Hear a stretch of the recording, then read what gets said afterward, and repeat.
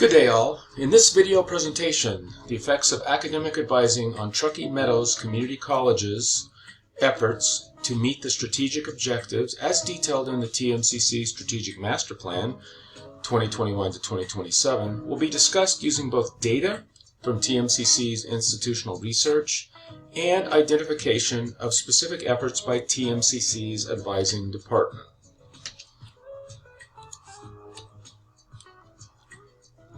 At TMCC, institutional research data strongly demonstrates the effectiveness of the academic advising department in contributing to the achievement of the broader TMCC strategic objectives of access, success, and closing of the achievement gap.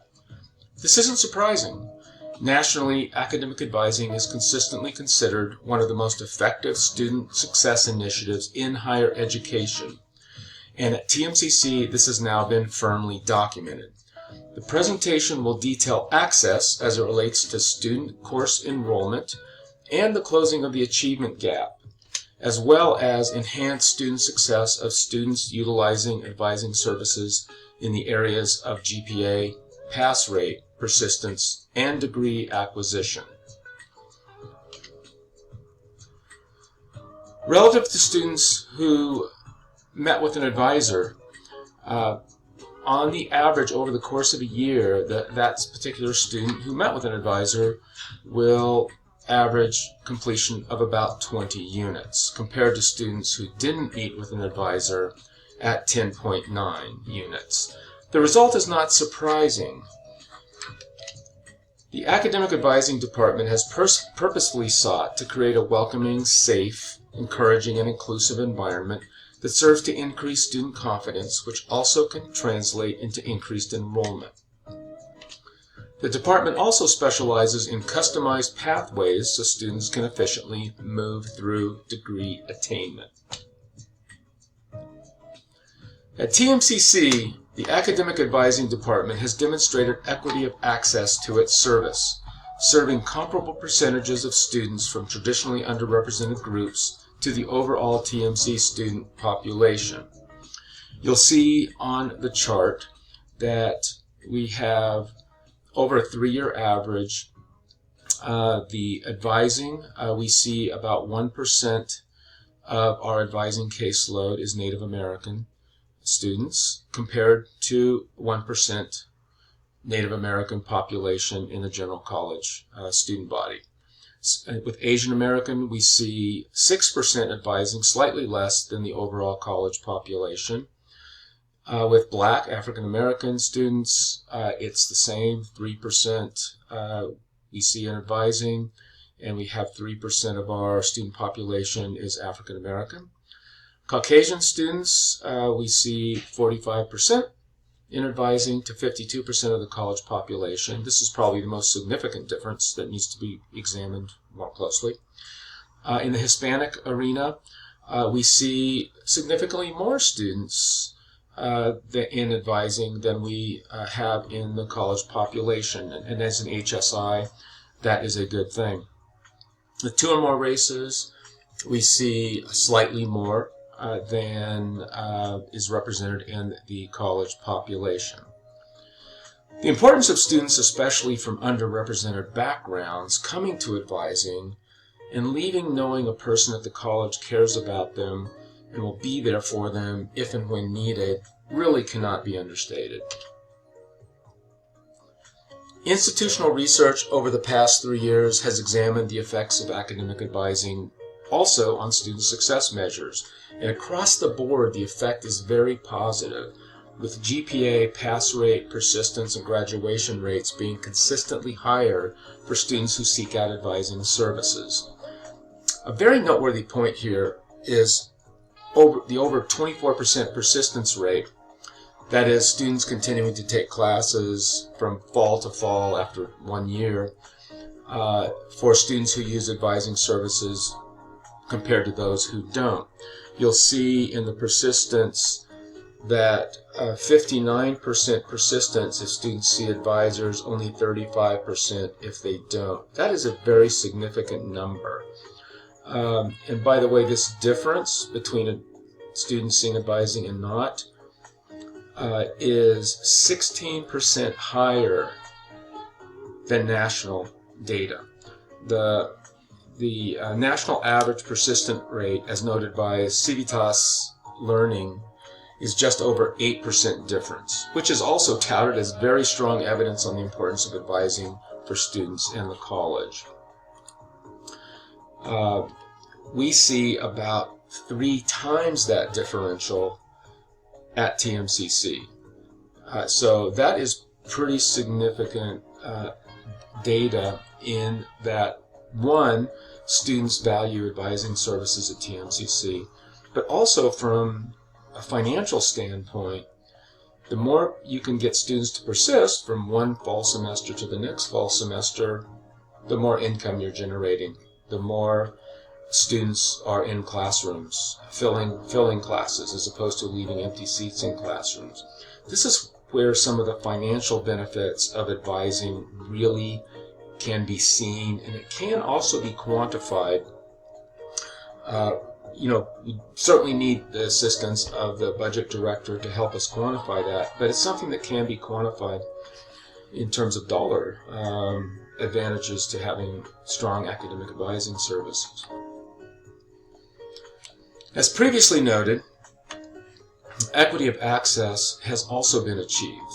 That would mean that we see the same percentage of students in advising that's consistent with the student population. Also, we found that students who see advisors academically perform better. It can therefore be inferred that students from underserved populations who access advising achieve at higher rates than those students from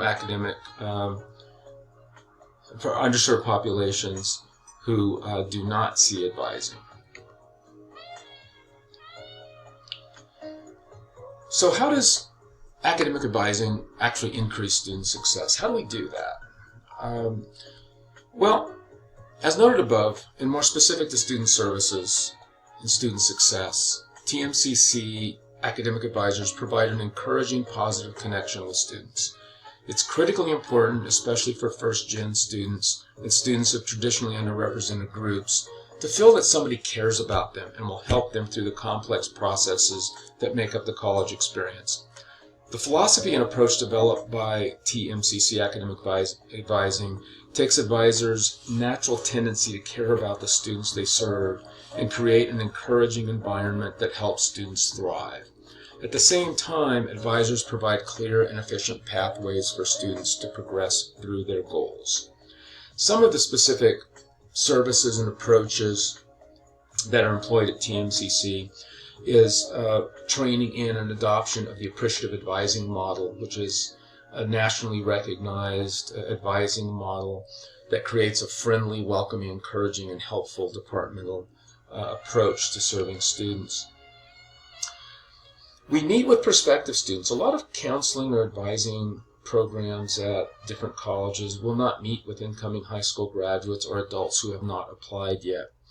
Our philosophy is that we meet with them because any prospective student is a potential student, and talking to an advisor might just make the difference in them feeling confident enough to attend.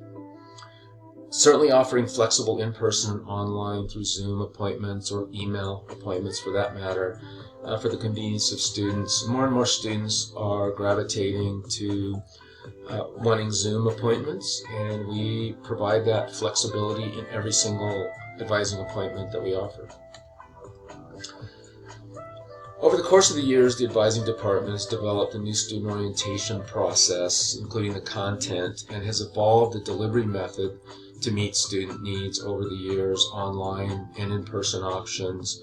And most recently, as we've transitioned the new student orientation to the Recruitment and Access Center, working on training their staff so that the advising staff in RAC will effectively advise on first semester courses. Academic advising is the one place on campus that has expertise in developing comprehensive, efficient educational plans, and those have been found to help students expeditiously move through their educational goals, through completion, and oftentimes for students, having that comprehensive plan in place serves as a motivational tool that will help them succeed at even higher rates. We also do major explorations. We'll take a look at all of the different majors and degree options, certificate options we have, and talk with the students about them, talk with them about the classes, talk with them about their interests relative to majors, to maybe try to have them explore some classes that they might be interested in ultimately pursuing in a major. We also work a lot with transfer planning, not just to UNR, but to other colleges and universities throughout the country. We have access to information that will help students plan in the direction of other institutions as well. And then we also offer college and community resource referrals if for county, state services, if students might be able to benefit from the different services that our area offers. We certainly refer those students and provide them with direct contact information to those resources.